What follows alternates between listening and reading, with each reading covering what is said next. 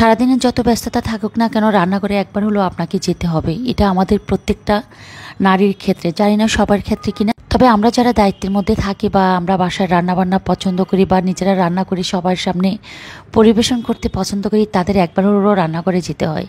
আমার এই কথাটা কে কতটুকু যুক্তিসঙ্গতভাবে নিচ্ছেন আমি চাই না, তবে আমার কাছে মনে হচ্ছে বা ফিল করা হয়। তো সারাদিনের ব্যস্ততার মাঝেও রান্না করে ঢুকলাম, একদম ১৩টা বেজে গিয়েছে। সকাল থেকে বাইরে ছিলাম, নাস্তাটা করিয়ে বাইরে চলে গিয়েছি, কিছু কাজ কমপ্লিট করে বাসায় এসেছি। যদিও ওদেরকে বলে গিয়েছিলাম যে তোমরা যতটুকু পারো এই রান্না করো, তো আমি এসে দেখি যে ওরা আস্তে আস্তে করতে করতে সেই লং টাইম করে ফেলে দুটো তরকারি, যেটা ছিল বাটা মাছ দিয়ে বেগুন দিয়ে রান্না করব, আর হচ্ছে লাল শাক দিয়ে চিংড়ি মাছ দিয়ে রান্না, ডাল, সাদা ভাত। তো নিজেও কিছুক্ষণ এসে একদম সেম হাত মুখটা ধুয়ে একদম সেম ড্রেসে রান্না করে চলে যাই, আর হচ্ছে রান্নাটা একটু একটু করে কমপ্লিট করি, যতটুকু পারা আপনাদের সাথে শেয়ার করা। তো এতেও বেগুন দিয়ে বাটা মাছ রান্না কিন্তু খুবই মজার একটা রান্না। আমি গতকালকে বা গত পরশু দিন একবার বলেছিলাম যে মাছ রান্না করতে মাঝে মাঝে ভুল ডিসিশনে আমরা চলে যাই। মাছের সাথে যে তরকারি যাবে না, আমরা মাঝে মাঝে চেষ্টা করি সেই তরকারি দিয়ে একটু রান্না করার। তবে মাঝে মাঝে রান্না কিন্তু খারাপ লাগে না, একটু ভিন্নতা নিয়ে আসলো ভালো লাগে। আবার মাঝে মাঝে একদম বাজে একটা খাবার হয়ে যায়, যেটা একদম মানে খেতে বসে মনে হয় যেন ভুল রান্না করেছি। তো এদিকে হচ্ছে একদম গ্রামীণ স্টাইলে, আমরা ছোটোবেলায় যখন গ্রামে থাকতাম একদম কুয়াশাচ্ছন্ন ভরে একদম নিজেদের ক্ষেত খামার থেকে লাল শাক তুলে তারপরে হচ্ছে হাত দিয়ে কেটে কুটে ভালো করে পুকুরের পানিতে ধুয়ে টুয়ে তারপরে হচ্ছে তাজা চিংড়ি মাছ দিয়ে ঝোলে ঝোলে একটা শাক রান্না করতাম। সেম শাকটা আজকে আমার বাসায় আমি রান্না করছি।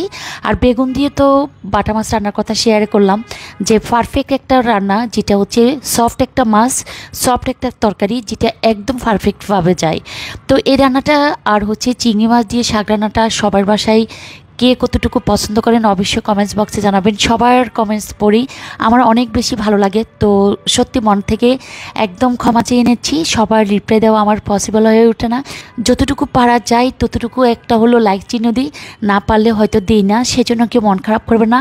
তবে আমি সবার কমেন্টস পড়ি, সবার কমেন্টস একবার চোখ বুলিয়ে নিই, কে কী কমেন্টস করলো, কে কী আমার ভুল ধরলো, কী ভুল থেকে আমার কতটুকু জানা হলো যে কি করা উচিত ছিল আজকে রান্নাতে, বা কী আমার ভুল ডিসিশন। আসলে আপনারা যখন কমেন্টস করেন কিছু কিছু ভুল ধরিয়ে দেন, আমি আবার সচেতন হই সেই ভুলগুলো শুধরে নেওয়ার জন্য।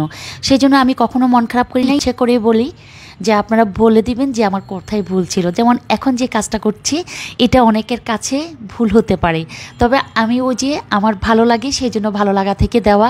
যে শাক রান্নাতে কেউ কখনো ধনিয়া পাতা ইউজ করে না, যেটা আমি করি। আবার ইলিশ মাছের তরকারিতে অনেকে ধনিয়া পাতা ইউজ করে না, যেটা আমি করি।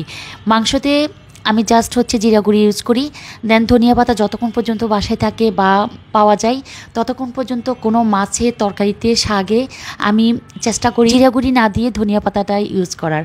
তো এই তো রান্না করে সকল কাজ কমপ্লিট করার পরে এখন হচ্ছে ওরা কিছু কিছু কাজ কমপ্লিট করছে। আর সবাই অনেক বেশি ভালো থাকবেন, সুস্থ থাকবেন। আল্লাহ হাফেজ।